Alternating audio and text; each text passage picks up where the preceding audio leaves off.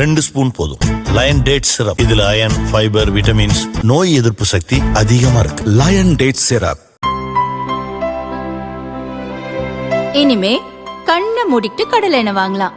ஏன்னா மந்த்ரா கடலை எண்ணெய் இதயத்தின் தயாரிப்பு. வறுக்க, பொரிக்க, ஏன் எல்லா சமையலுக்கும் மந்த்ரா தான். மந்த்ரா கடலை எண்ணெய், அபார ருசி, ஆரோக்கியமான உடல் நலம். ஈரான் போர் உச்சக்கட்டத்தில் நீடிக்கிறது. அந்த நாட்டின் மீது அமெரிக்காவும் இஸ்ரேலும் தொடர்ந்து குண்டு வீசுகின்றன. ஈரானில் முக்கிய தலைவர்கள் முதல் உச்ச தலைவர் வரை பலர் கொல்லப்பட்டுள்ளனர். அதன் இராணுவ கட்டமைப்புகளும் பலத்த சேதத்தை சந்தித்திருக்கின்றன. இதற்கெல்லாம் சேர்த்து ஈரானும் தீவிர பதிலடி கொடுக்கிறது. அமெரிக்க படைத்தளங்கள் இருக்கும் வளைகுடா நாடுகளின் ஆயில், கேஸ் உற்பத்தி கட்டமைப்புகளை பந்தாடி வருகிறது. ஹார்முஸ் ஜலசந்தியையும் தனது கட்டுப்பாட்டில் வைத்திருப்பதால் சர்வதேச அளவில் எரிபொருள் பதற்றம் ஏற்பட்டுள்ளது.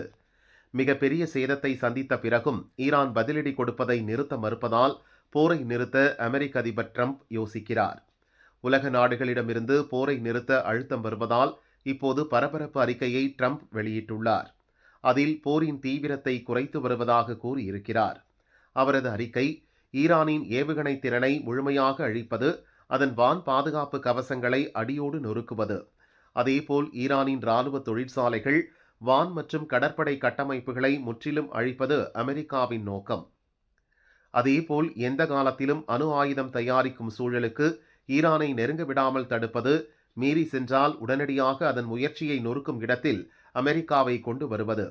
மத்திய கிழக்கில் உள்ள எங்கள் கூட்டாளிகள் இஸ்ரேல், சவுதி, கத்தார், அமீரகம், பஹ்ரைன், குவைத் போன்ற நாடுகளின் பாதுகாப்பை உயர்மட்ட அளவில் உறுதி செய்வது ஆகியவைதான் எங்கள் இலக்கு.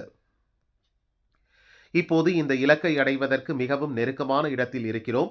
எனவே ஈரான் மீது தாக்குதல் நடத்துவதை படிப்படியாக குறைத்து வருகிறோம் என்று ட்ரம்ப் கூறியுள்ளார். அதேபோல் முக்கியத்துவம் வாய்ந்த ஹார்முஸ் ஜலசந்தியை பயன்படுத்தும் நாடுகள் கண்டிப்பாக அதை கண்கொத்தி பாம்பாக பாதுகாக்க வேண்டும். நாங்கள் அந்த ஜலசந்தியை பயன்படுத்துவது இல்லை. இங்கு ஈரான் மீண்டும் மிரட்டினால் அதை தடுக்க வேண்டியது சம்பந்தப்பட்டவர்கள் வேலை. எங்களிடம் உதவி கேட்டால் நிச்சயம் நாங்கள் வருவோம். ஆனால் அப்படி ஒரு சூழல் இனி நேராது. நாங்கள் ஈரானின் இராணுவ பலத்தை அழித்து விட்டோம் என்று ட்ரம்ப் கூறியுள்ளார்.